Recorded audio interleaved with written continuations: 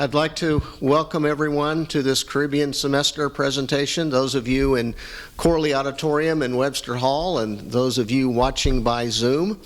It is my pleasure to introduce our speaker today, Michael Wood, who will be making 3 presentations all about Cuba today.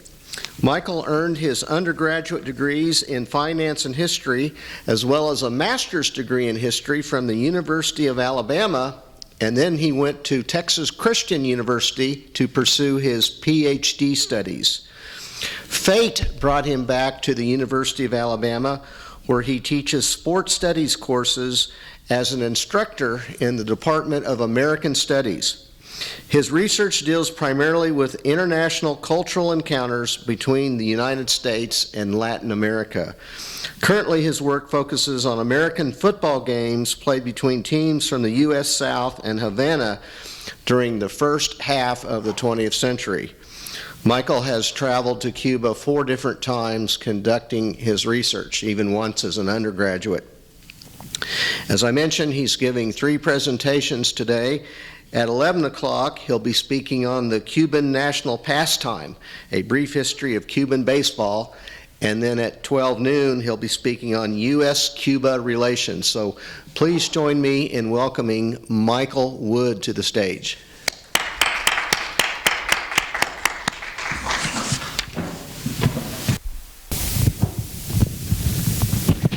All right, thank you. Thank you, Chad. I want to also thank Brian for all his help with the arrangements.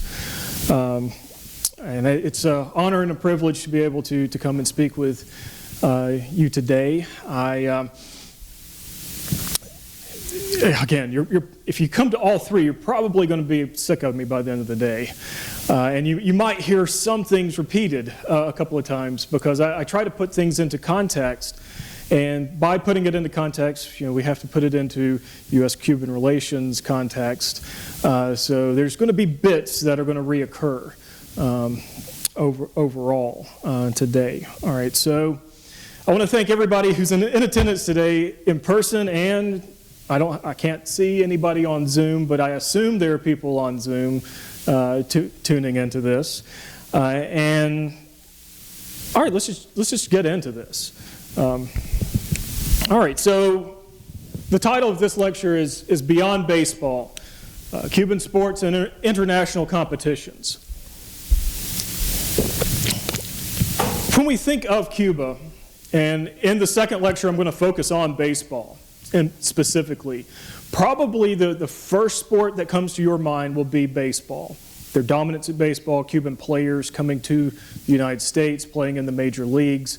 This lecture, or this talk, is not really a lecture. I have a couple of examples here that I want to bring up. That I want to expand beyond baseball, go beyond baseball, and show some of sports that people in Cuba played, especially during the first half of the 20th century and then after the Revolution, how things change after the Revolution. And in particular, look at it in terms of national identity, of how international competitions play a role in forming national identity. All right, so let's jump into what I have prepared. All right, this may seem like out of left field, but the Tokyo Olympics were scheduled for this year. Clearly, they were postponed because of the COVID epidemic. They're postponed to next year. We'll see how things turn out next year. But I bring up the Olympics because the Olympic Games are probably our most recognizable, most familiar international competition, international athletic competition that really comes to mind that we're familiar with. And the Olympic Games, they're a great example of international sporting event, but they're also a good entry point into studying national identity.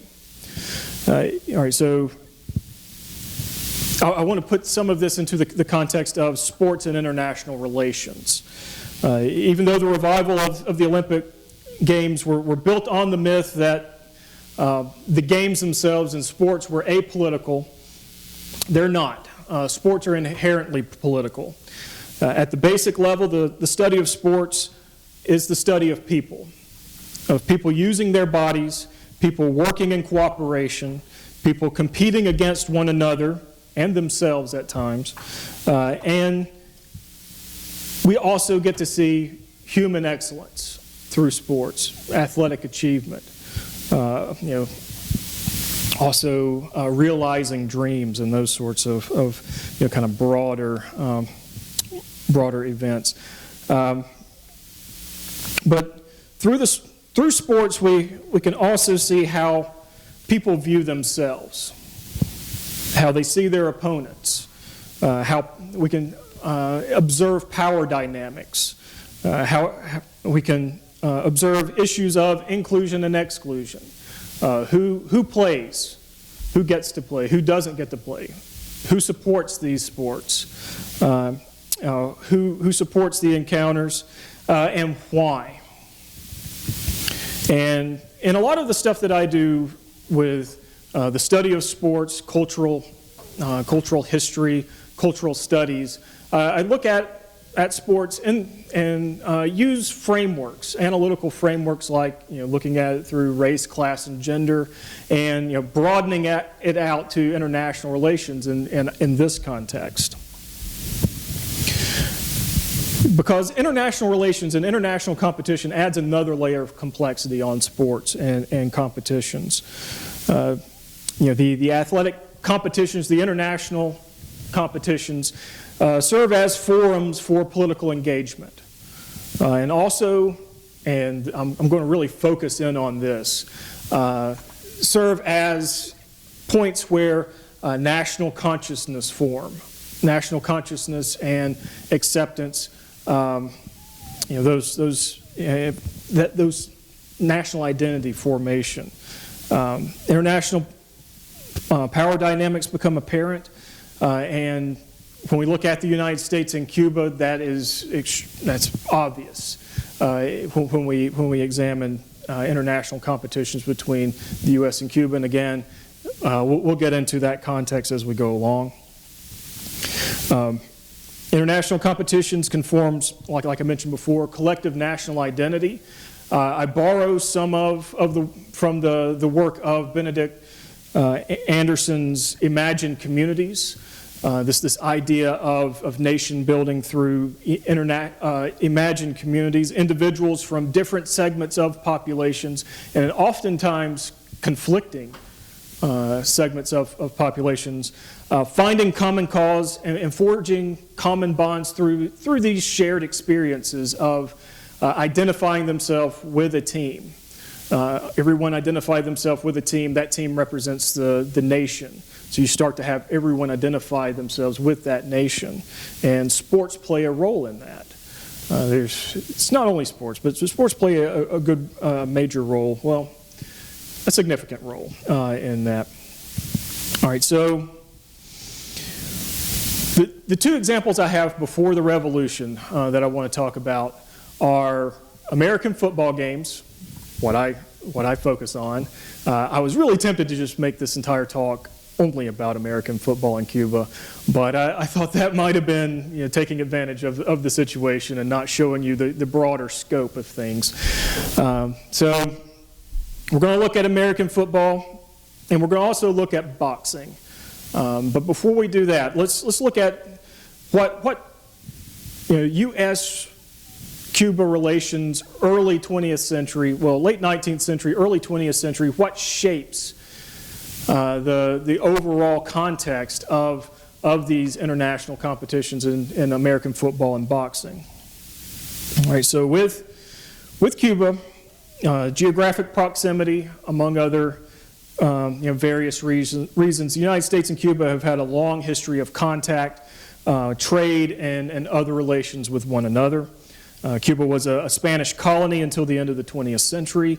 From the 1860s to the 1890s, various factions in Cuba waged a series of armed conflicts against Spain, part of an independence movement.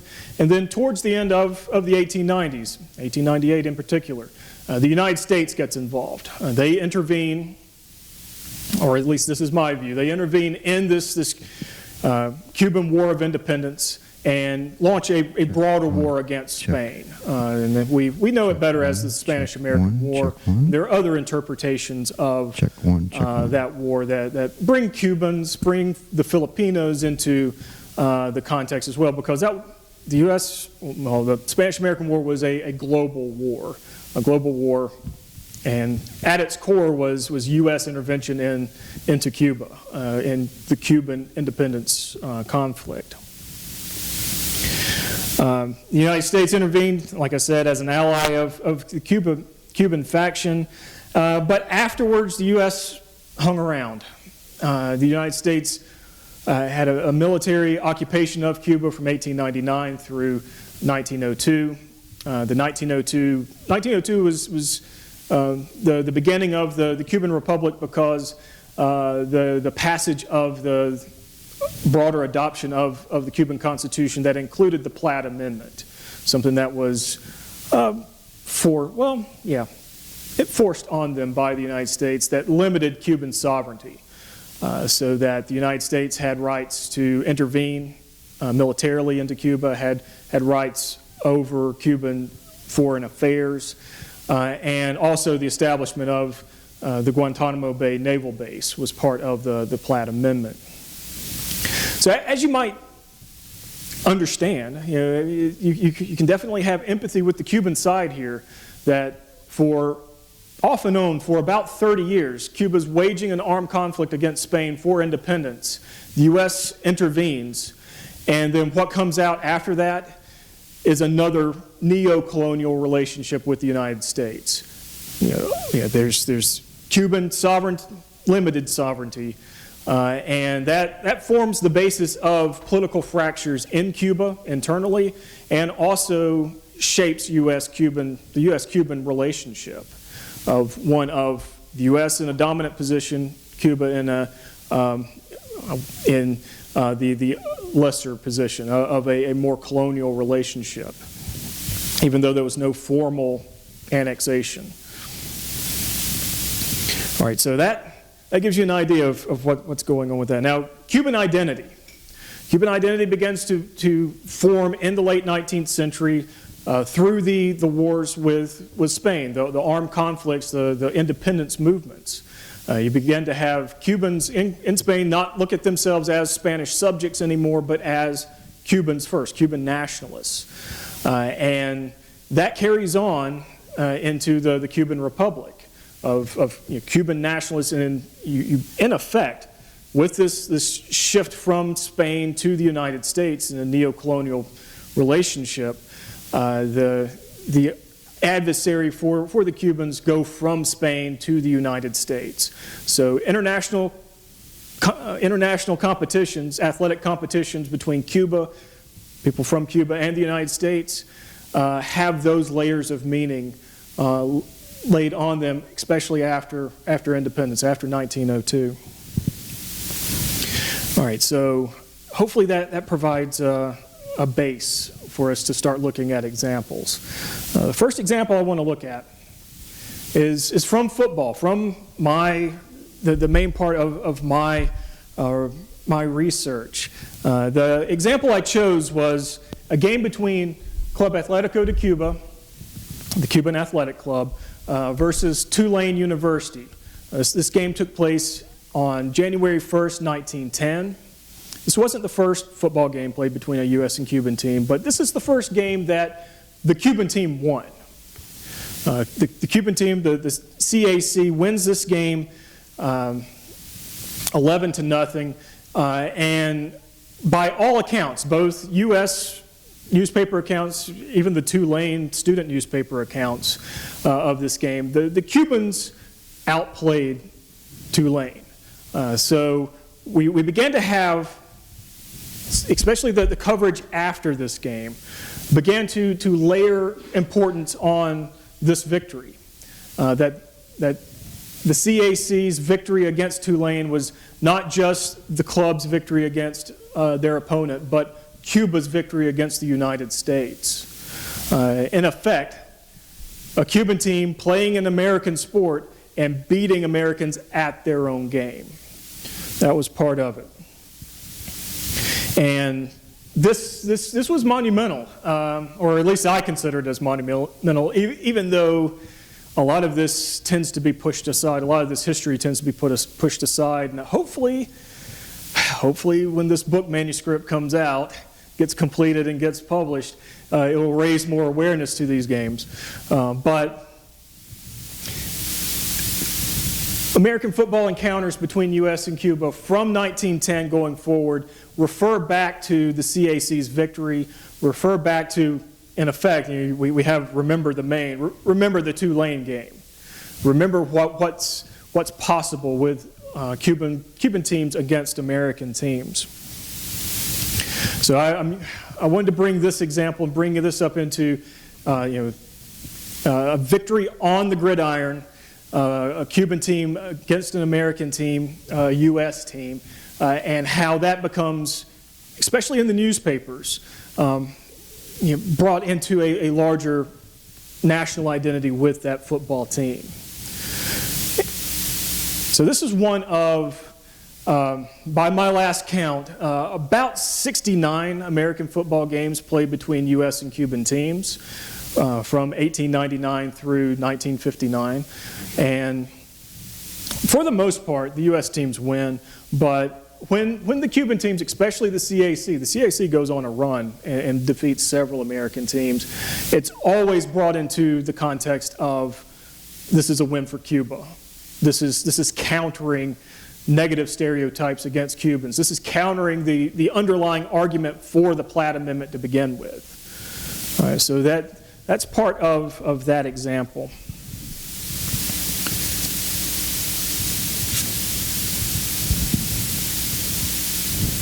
The next example I want to bring up is from the 1920s going into the 1930s. The boxer you see here is Kid Chocolate.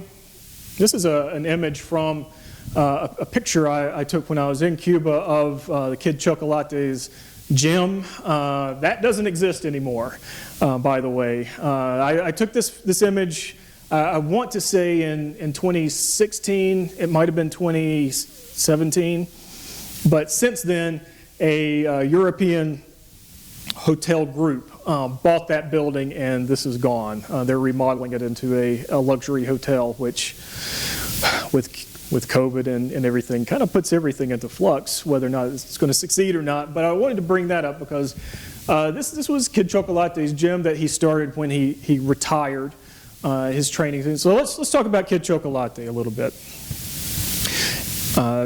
Kid Chocolate was, his name was Elhelio Sardinias Montalvo. I'm going to call him Sardinias or Kid Chocolate from here forward. Was born in Havana in 1910. His father was a public works laborer. His mother was a washerwoman. He was basically, he's a black Cuban coming from working class, working poor neighborhood in Havana. His father dies when he's 5 years old, and after his father dies, Sardinias gravitates towards boxing. His older brothers participated in boxing, and so he starts to go to the gyms and begins to follow his brother's career. His brother's nickname was Chocolate. And so when he's 11 years old in 1922, Kid Chocolate, the kid part is like little Chocolate, because his brother's the big one, enters into boxing and at 11 years old wins his first tournament, and again shows promise as a boxer from a very young age. He hangs around that gym and continues to build a reputation in amateur boxing locally in Havana until 1928. And in 1928, boxing promoters from New York City see potential out of Kid Chocolate and bring him to New York City and get him involved in the New York City boxing culture that had developed since 1920. A little bit about Kid Chocolate. As you can see, he's kind of a slight guy. He's not a heavyweight. He fought as super welterweight. He's in the lighter divisions, so he tends to not get the same press as, say, Jack Dempsey and others that were in the heavyweight division. But Kid Chocolate rises in the ranks in New York City. He's successful there. He fights on the undercards at games or boxing matches that take place at Ebbets Field in Brooklyn, at the Polo Grounds, the home of the New York Giants at that time. So, big baseball stadiums. He's not the headliner, but he's part of the cards that are fighting in these main events, these large boxing events in New York City. He's also, in the 1920s, Madison Square Garden becomes the center of boxing, well, in America, if not worldwide. And Kid Chocolate was a featured boxer at Madison Square Garden, late 20s going into the 1930s as well. So he has this humble origin in Havana, turns pro, goes to the United States. Now, when he goes to the United States, the press in Cuba follows his career. They print newswires, U.S. newswire reports of his boxing matches. They print correspondence with boxing promoters and boxing, I guess you could say experts, but they're probably professional gamblers from New York City. And all of it is praising Kid Chocolate's talent and his wins, particularly if you look at the political this cartoon that appeared in a Cuban magazine. As you see here, or hopefully you can see, the caption under it says, it's in Spanish, but it says indigestion from chocolate. And you see piles of white boxers and a Cuban flag on top. So you can see that how Kid Chocolate's wins in the United States, and in this case layering race on top of it, win against white competition in the United States, are wins for Cuba. And again, layering race onto it, win for the idea of racial equality, racial opportunity in Cuba. He becomes kind of a symbol of that in the late 20s going into the 1930s. He becomes a national hero during this time. In August 1929, Kid Chocolate defeats Al Singer at the Polo Grounds. When he goes home, he gets mobbed. He arrives in Havana Harbor by seaplane. It's a pretty dramatic entrance. And there were thousands of people there to greet him. So many people that on one pier collapsed, causing injuries. The police basically just couldn't control the crowd that was mobbing, that was wanting to see this national hero, someone who is achieving, winning boxing matches in the United States against U.S. competition. After that, he goes and gets an official greeting from the mayor of Havana, an official reception, and in 1929, the president of Cuba at the time, Geraldo Machado, even called him the most popular Cuban alive at that time. And we'll talk more about Machado a little bit later. That's saying something if Machado raises somebody in higher esteem than himself. So kind of gives you an idea. He's a national celebrity in 1929, becomes a symbol of Cuban opportunity, of the potential of Cubans, and in this case, the potential of black Cubans. In 1931, Kid Chocolate wins the first first boxing championship. Of course, he's not a heavyweight, but the first boxing championship, you can see in the second cartoon there, illustration. Kid Chocolate is the first Cuban to hold a World Boxing Championship. In July 1931, he beats Benny Bass in 7 rounds to win the World Junior Lightweight Championship. A year later, he wins the Super Welterweight Championship. So he holds 2 titles in 1931 and 1932. And again, this is reaching the pinnacle. A Cuban is the best in the world at boxing at that level. And he's, again, tied, his success is shared by the broader Cuban population. After 1933, he loses these titles. He's an active professional boxer, so he's fighting a lot. He loses the titles, and things began to sour. Basically, the boxing press says that he's over the hill, and you see a little bit of a decline. He retires in 1938. Again, goes back to Cuba and opens up a boxing training gym, and from 38 through 1959, basically, ekes out a living as a boxing trainer. There's a lot of things that are going on in Cuba at that time that make things complicated for everybody. But in 39, after the Cuban Revolution, the new revolutionary government gives Kid Chocolate a pension for the rest of his life. So 1959 through 1988, he has a government pension, and in effect, you're a national hero. You shouldn't have to want. You shouldn't have to worry with this. So you see the transition from pre-revolution to revolution, and then Kid Chocolate's fame and his identification with that Cuban national identity remains.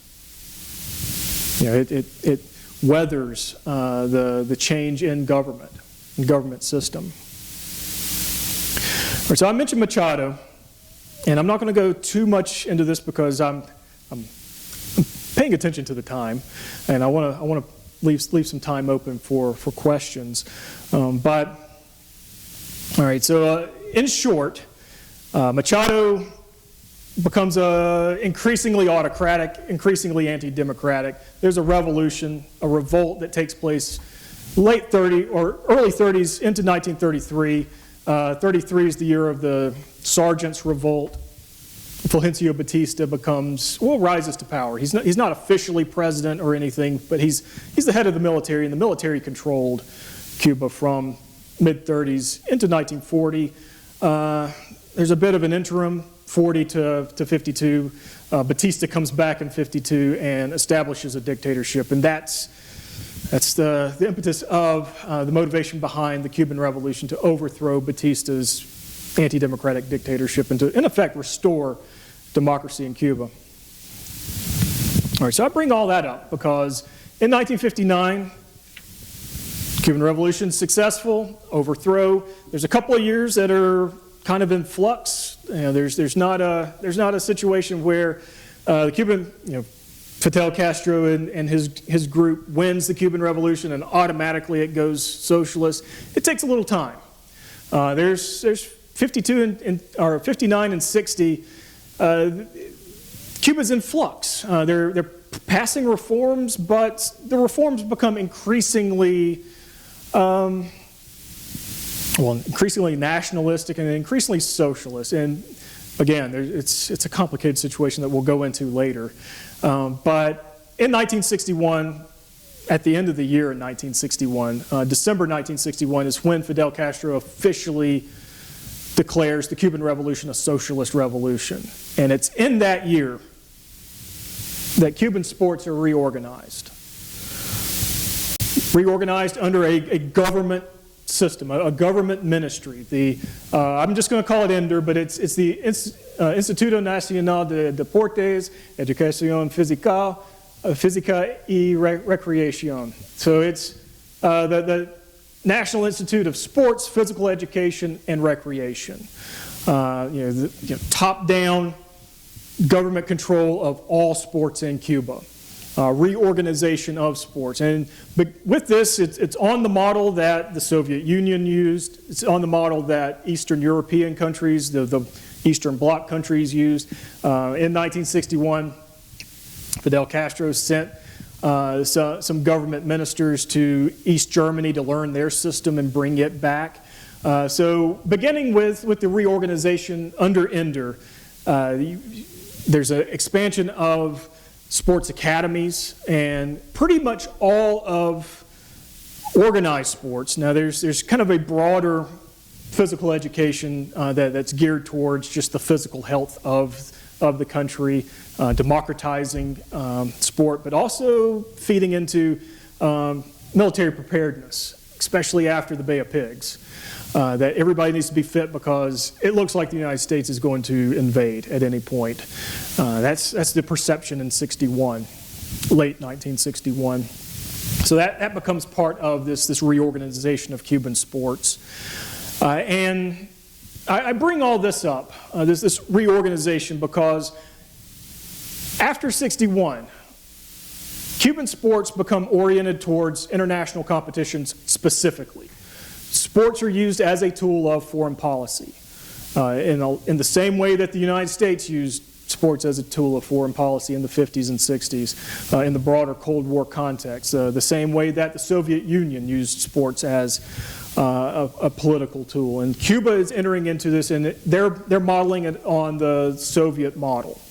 They're using that, and they're getting a lot of help with the Soviet program and the Eastern Bloc, state-sponsored, state-organized. And again, there were some sports academies before the Cuban Revolution, particularly boxing and not really academies. It was just kind of like training. Boxing and baseball. There were some of boxing and baseball type academies, but after 61. There are academies dedicated to specific, Olympic sports like weightlifting, track and field, and volleyball, and those sorts of training academies, because it was a means for getting the best Cuban athletes on the national team, because national team wins for Cuba, and in this case wins for the revolution. And I'm going to end here with this slide, because they have success in this. To use a boxing term, they punch above their weight class, beginning 60s, 70s, all the way through the 1990s. The gentleman here, again, I'm trying to keep boxing in this. Again, I don't know if it's guilt of me studying football and not wanting to lean heavily with football, but boxing's important with this. This gentleman wins the heavyweight championship of the heavyweight gold medal in the 72 Olympics, the 76 Olympics, and the 1980 Olympics. A heavyweight boxer from Cuba wins 3 consecutive gold medals. And they have success in boxing, they have success in track and field, and there's other success like volleyball, water polo, some swimming and diving a little bit, and baseball. And from the 1960s, well, late 60s going into all the way through the 1990s, Cuba wins disproportionate amount of medals, place in the Olympics and in the Pan American Games and the Central and Caribbean Games. They rival the success of the United States in the Pan American Games and become a dominant force in the Central American and Caribbean Games, because, again, they're reorienting sports as a political tool, as a tool of foreign policy. Wins, gold medals, silver medals, bronze medals, placing are wins for the revolution. And I'll say one more thing before I turn it over to questions. 1990, well, 89, 90, 91, the fall of the Soviet Union, the end of communism in Europe, ushers in a period in Cuba called the Special Period, because after 61, Cuba had a very close relationship with the Soviet Union and the Eastern Bloc. They were the major trading partner. They were the major partner for Cuban goods. And overall, there's an economic collapse in Cuba, especially food. In the 1990s, the special period was a period of food shortages, of fuel shortages, and that translates to sports as well. There's a de-emphasis on sports. Well, I mean, they're still emphasizing sports in international competition, but they don't have the resources to pour into it that they did from the 1960s through the 1990s. So there's a retreat that you see from the 90s to the present of Cuban success in international competitions, and it's reflective of what happened globally with the fall of the Soviet Union. And I'll leave it there because I'm going to talk about other stuff throughout the next two talks. So I'll open it up to questions. Does anybody have any questions? And I have a microphone that I can bring around if you have a question. So, whenever you say that they were considered wins, the wins for sports were considered wins for the revolution, what do you mean by that? Was it just a steam build, or? It was validation that their system works, that their system's the better system.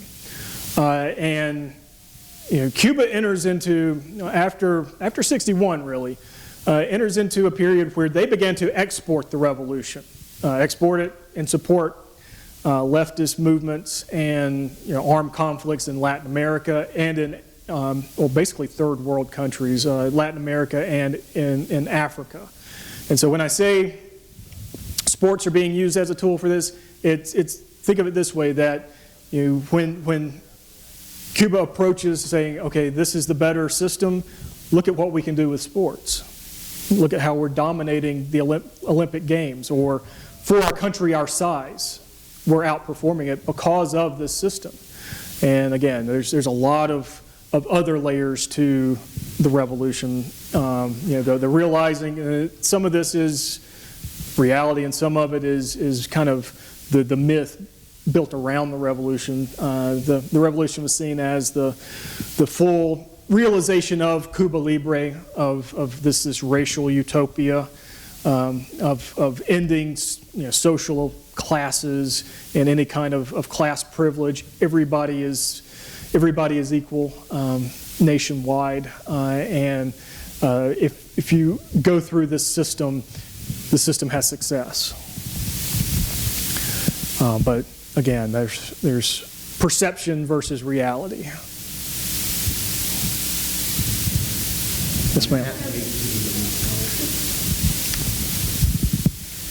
So when they won in 1910, you talked about how that affected the Cubans and how they took it as a nation win. How did that affect the United States, since we're so tied into football? Okay. Okay, that's a complicated question. I'll do my best. At this time, college football, American football generally, was mostly local interest. So it drew a lot of interest in New Orleans. It drew a lot of interest in Louisiana. It drew a lot of interest from LSU, because LSU's football team went to Cuba in 1907 and won 56-0. So it was like, okay, we can do this, but Tulane, our rival, you can't do it. Those sorts of things played out. But overall, it wasn't really seen as a U.S. loss. It was just Tulane team went and lost. And to their credit, the Tulane student newspaper basically said, they were better. The Cuban team was better. Now, as in some of the other CAC wins against U.S. teams, you see a lot of familiar excuses, like the refs cheated. That's where we're playing in Cuba. It's not going to be on the up and up. That sort of thing. And other than the kind of common blame the officials thing, there's another layer of this as, okay, Cuba's corrupt. You can't expect a fair shake there, no matter what. So there's that sort of layer on top of things later on. But this, in 1910, it was more localized from the U.S. perspective. Okay, we have a question coming in from Zoom that I'm going to read to you.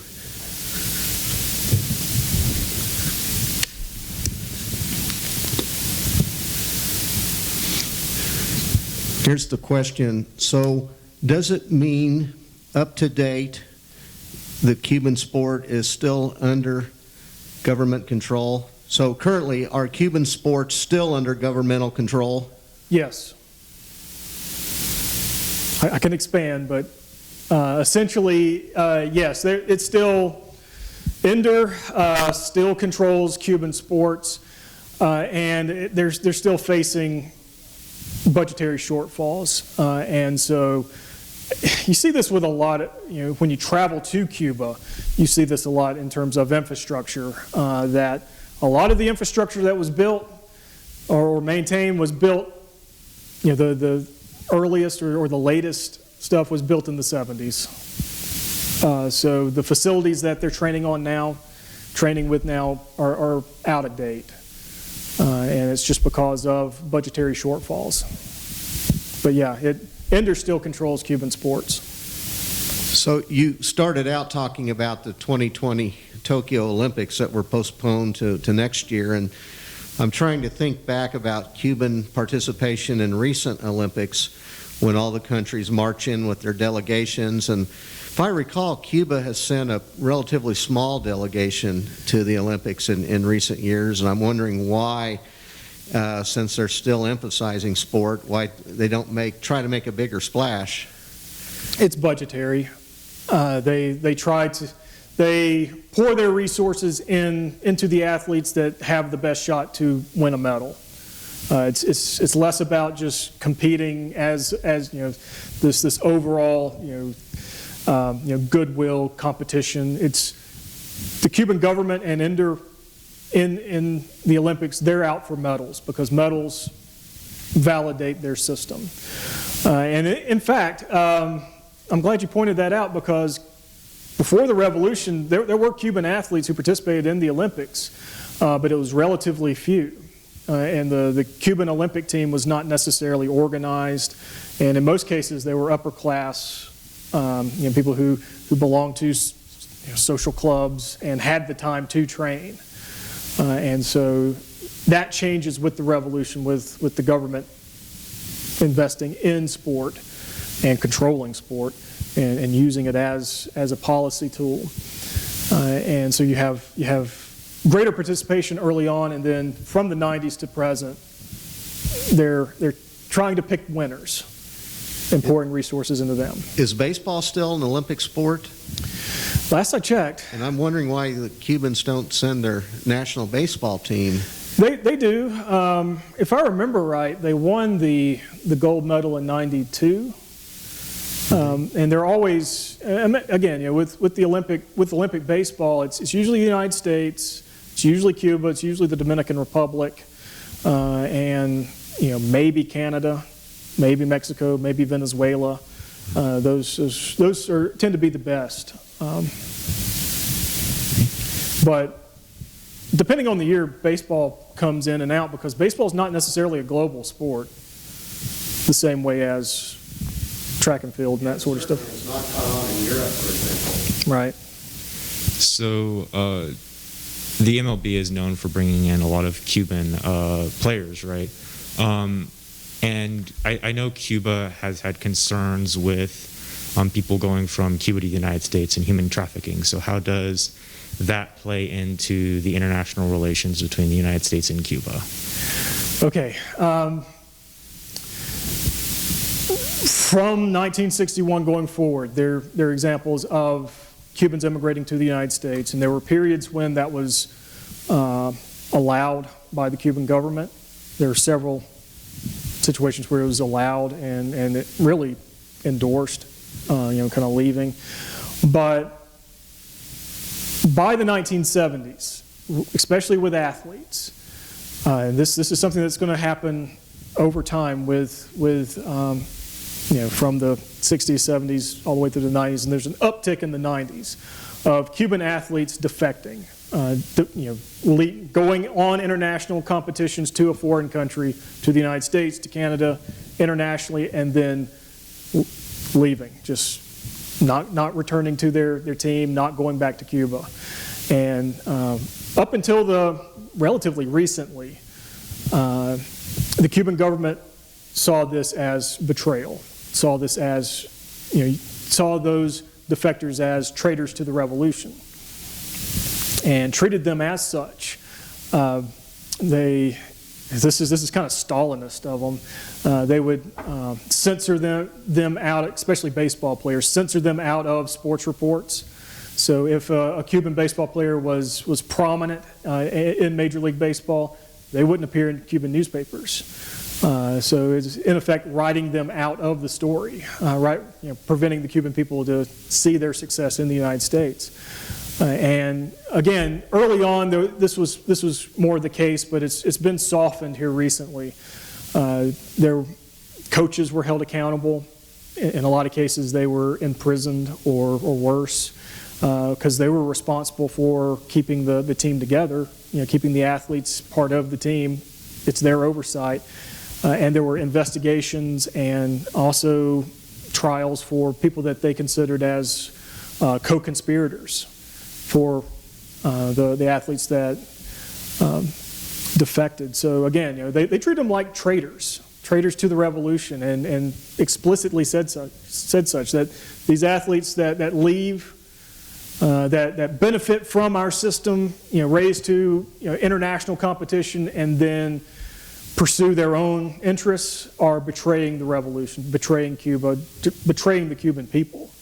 Because again, this goes into the mindset that the revolution is the whole Cuban people. The whole Cuban people are involved in the revolution. And so when someone goes against the revolution, they're going against the Cuban people. And recently, it's been relaxed a little bit. I know it's changed. A lot of things have changed in the last 4 years. But there were some relaxation and going towards agreements for, especially Major League Baseball, of Cuban players going to Major League Baseball and still having a formal relationship with Cuba. Not being considered traitors, but say, okay, go play your season, bring back some remittances to Cuba. We're fine with that. And again, it kind of goes into, after the special period of a general relaxation on their part, and up until about 4 years ago, relaxation on our part as well. Okay, we have time for one more question. Does anyone have a question? So did we have, when we, saved them mindset, did we have that when we helped them against the Spanish? And did that have any effect on relations? Oh, yeah. Come back at 12. We're going to talk a lot about that at 12. But yes, there are explicit images from the United States, from newspapers, the yellow press, a lot of political cartoons of getting support for U.S. involvement in Cuba, of, okay, Cuba's the damsel in distress, Uncle Sam's going to go save her, that sort of thing. And from the Cuban side of things, they were not a damsel in distress. They had fought the Spanish to basically a stalemate, and were pretty close to bringing them to the negotiating table when the United States came in. So, in effect, there's a lot of resentment that occurs after, especially after the Platt Amendment, after the passage of the Platt Amendment in 1902, of, in effect, saying, okay, the U.S. stalled or delayed full freedom for Cuba, and looked at the United States as, okay, we traded one colonial master for another. So there's a lot of nationalist resentment against the United States, and we'll go into that in more detail at 12. Well, thank you for the first of three excellent presentations. Let's give Michael Wood a final round of applause.